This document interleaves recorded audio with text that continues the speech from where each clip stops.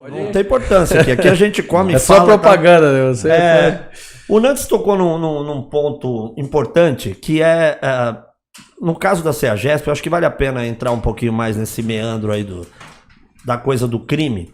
Eu imagino, e aqui, claro, é uma opinião de um cara leigo, né? Como eu sou radialista e tal, eu faço aqui o contraponto das perguntas do leigo sempre. Sim. Como um policial, é claro que você chega já com a expertise, você já olha, você já saca quem é, quem não é. Depois de uma semana, 2, como que foi assim? Posso pontuar? Pode. Isso aí. Eu lembro as frases do nosso presidente, né? Eu lembro que ele teve uns entraves por indicar o senhor. Eu lembro entraves políticos, tá? Teve muita gente pressionando e falando, por que indicar o Coronel Mello? E eu lembro que uma das frases dele, ele trouxe à tona numa entrevista, ele falou assim, ó, quando muitas pessoas estão me dizendo que eu deveria indicar um gestor, porém, tudo que está ocorrendo lá não é caso de gestor, é caso de polícia. E de fato, no primeiro dia do senhor, o senhor já se deparou com fatos criminosos e teria que ser um policial à altura de ter coragem de peitar o sistema, tá? Porque não é também só colocar, tem que ter coragem, porque eu vou falar pro senhor, para fazer essa missão aí é missão de rota mesmo, é para pessoa destemida, porque o senhor mexeu porque no olho do furacão. Falando português, claro, pro cara se meter a besta com um coronel de rota, ou ele é muito imprudente, ou ele é burro, né? O que a gente pode falar é o seguinte, né? A rota ali é uma família. Exato. Né? É uma família. Então o criminoso pode mexer com a família, mas vai ter resposta. Exatamente. Vai ter resposta. Então, pelo menos enquanto eu comandei lá, graças a Deus eu não perdi nenhum homem. Mas se matar um homem nosso, a gente vai atrás. A gente vai atrás. Ele que vai escolher como vai vir, mas a gente vai atrás. E, então, ainda se tem esse respeito, né? Embora, como eu falei, né? É que eu tenho bronca, né? Infelizmente, o que fizeram com São Paulo é judiação. Né? O PSDB judiou muito da gente aqui. Né? Então, não sei se como é que está esse respeito ainda hoje.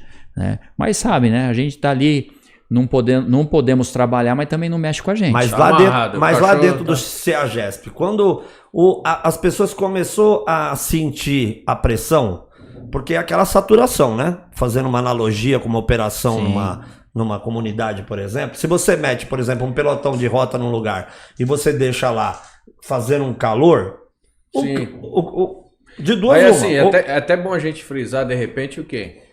Que existiam criminosos lá dentro, porque muitas vezes a gente tá falando aqui, de repente o espectador tá vendo ali e tá achando que só tem gente que não presta lá. É muito pelo contrário. Claro que não. Lá tinham pessoas boas que ficavam na mão, a grande maioria, a maior massa lá, pessoas boas que ficavam na mão de pouquíssimas pessoas e ligadas ao crime. Não, mas a gente acabou de dizer isso, né? Porque olha só. Só para frisar, né? Só para frisar, lógico, tem muitos trabalhadores, aliás, a maioria. No meio da pandemia, o CEAGESP não parou. 24 horas. Ali, eu vou falar, o lugar para ter trabalhador, gente que dá sangue mesmo. Sim. Então o pessoal trabalha ali, ó, dá orgulho. Ali você vê assim, isso aqui é Brasil. Isso é brasileiro. E quantas pessoas que carregavam caixa, que são os caixeiros, foram achacados também com esse tipo de jabá aí? Foram dominados. A verdade é essa aí. Então uma minoria, né?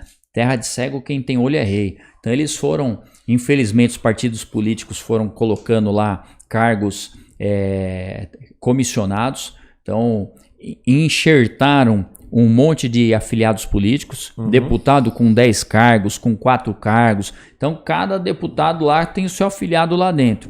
Né? Se ainda trabalhassem pela CEAGESP, ótimo. Mas o pior que não era isso. Além de não trabalhar, né, literalmente, muitos ainda desviavam dinheiro. Então, às vezes, estava na mão de um gerente que estava lá por um indicado político lá. E esse cara, além de não ajudar a CEAGESP, que é nossa, do nosso país, ir para frente, ele ainda superfaturava contratos, desviava dinheiro, isso que a gente foi vendo. Então, uma das primeiras coisas que eu fiz, né? Eu, numa canetada, mandei todo mundo embora. Então, arrumei um monte de inimigo. Você fala assim, ó, tô fazendo política? Não. Se eu estivesse fazendo política, eu tava lá tratando bem o deputado, o senador. Mas aí nós voltamos à frase do Nantes. Não era um problema político de Sim, gestor, era um problema de polícia. De polícia. É um caso de polícia. E lógico, de gestão também, mas esquecem, né? Esquecem.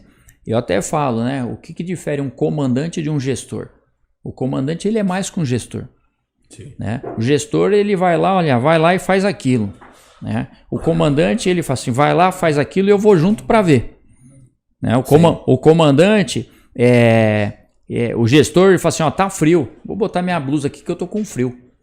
O comandante, ele manda, primeiro ele vê todos os homens dele com a blusa, para depois ele colocar. Faço até a gente ver, né? Nosso presidente Bolsonaro. Ele é um líder, ele é um comandante. Né? Ele, em todo o tempo, ele teve no olho do furacão, ele teve na rua junto com o povo, correndo o risco de pegar doença, mas para quê? Para mostrar força, ó, eu estou junto com vocês. A gente está em dificuldade, mas eu estou junto. Né? Isso é uma atitude de um líder, de um comandante. Né? E então ali na CEAGESP é a mesma coisa. É um caso de polícia, mas é lógico, você está mexendo com milhões, você precisa gerenciar isso aí, administrar isso aí. E foi isso que eu fiz.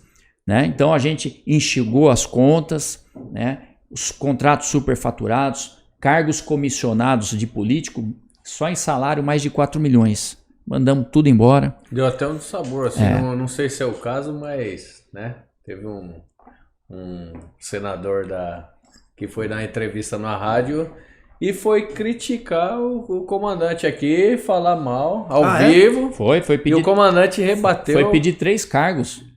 3 cargos, senador Jordano, não tem. A gente tem que comprovar, entendeu? O que a gente fala aqui é verdade. Foi lá e falou assim: ó, você não está falando com o Jordano, é o senador. Aqui é o senador, eu quero 3 cargos. Eu falei assim: ó, você está falando com o Coronel Melo, você não vai ter esses 3 cargos. Você não vai ter esses 3 cargos. Né? Ah, eu quero o banco de alimentos. Você não vai ter o banco de alimentos. Então. É lógico que a gente sofre retaliação, o cara é senador, né? Então, via a mesa do Senado, chega documento pra gente, pedindo para informar, quero ver o contrato. A gente sofre, né? Retaliações. Né? Na carreira policial, minha vida é limpa. Sim. A gente se envolveu em confronto, mas tudo certo, sem problema nenhum. Eu tô com 2 inquéritos, né? E sendo retalhado aí. Há uma perseguição. Com certeza, né? Com certeza. Por estar trabalhando. Né? Tem um deputado aí, Rui Falcão, do PT.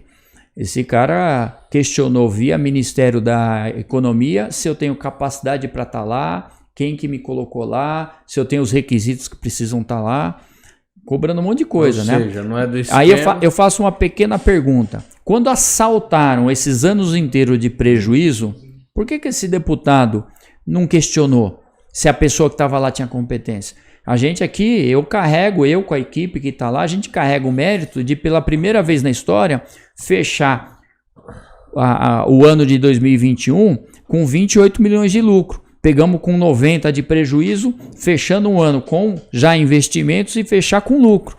Por que eu estou sendo questionado agora? Porque a gente está dando dinheiro, está dando esse lucro, né? Deixando claro que esse lucro é para investir lá dentro. Aliás, aproveitando essa sua manifestação de boas ações lá, eu acho que tem um detalhe que a gente tem que contar para o grande público aí, que vou apenas usar um exemplo que eu vi fora do país. Uma vez eu estava voltando para o Brasil e eu passei em Miami. Estava em Nova York, fui pegar um voo para Miami. Lá, a polícia de lá, ela é valorizada ao extremo. E eu lembro, como se fosse hoje, que haviam 3 militares da Marinha, eu acho que SEALs, daqueles caras da Marinha, e haviam os policiais. E para entrar no avião, lá, eles eram os primeiros a embarcar. Porque aqui é o seguinte, aqui você tem que ter cartão de milhagem platino. Tem até sala VIP. Alguns aeroportos militares têm sala VIP. Lá o policial era colocado sempre na condição mais importante. Por que usei isso de parâmetro? Você criou uma coisa muito legal no CEAGESP, que pouca gente sabe, porque as coisas boas ninguém faz propaganda, né? E já que estão questionando a sua permanência lá, eu vou dar uma que é bacana. Existe muitas vezes um programa que ninguém fala, que é o programa que o policial pode ter acesso aos permissionários e fardado, mostrando a sua a sua identificação, ele tem Bem desconto na hora de comprar alimentos para a família. Fala um pouco disso, que é muito legal. Isso aí veio exatamente dessa história, né? Eu também tive a oportunidade de viajar para fora e eu vi como os militares lá fora, os policiais, são valorizados. E infelizmente, devido a governos, né, que se passaram, deixou a polícia numa situação diferenciada, inclusive de ser mal visto. Então, nós, na verdade, copiamos esse bom exemplo. Eu joguei a ideia para os permissionários, né? Eu não tenho poder de impor. E falei assim, olha, expliquei exatamente isso. Ó, em outros países acontece isso. E os permissionários... Isso foi uma iniciativa da sua gestão? Sim, da minha gestão. E os permissionários que quiserem, ou seja, não é obrigado. Okay. Não são todos, né? Eu falei assim, vamos dar super desconto para policiais. Então, hoje na CEAGESP realmente é verdade. Você pode ir lá, inclusive não precisa estar fardado.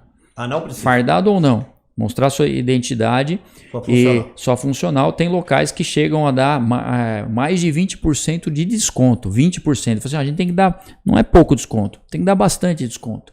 Então, sim, claro. Alguns, não, como eu falei, não são todos, mas tem vários então, que dão esses descontos para policiais. Então isso aí foi muito bem-vindo e todo mundo sai ganhando. Porque claro, você deixar uma cidade com mais policiais ali frequentando é bom para a cidade. Né, que a gente tem até a ver com o que a gente está aqui. Ó, que a gente está aqui no stand de tiro. A população armada, ela é muito interessante. Sim. É muito interessante, porque se tiver um roubo aqui, qualquer um pode intervir. Então, o policial, estando lá na CEAGESP, fardado ou não, e ele se deparando com um crime, ele vai agir. Ele tem poder para agir. Então, é bom para todo mundo. Então, e os comerciantes entenderam isso, e muitos aderiram, né? Muitos aderiram. Então, é uma realidade. Isso foi uma iniciativa que a gente copiou de fora, porque se valoriza. E a gente precisa essas coisas a gente precisa retomar esses valores.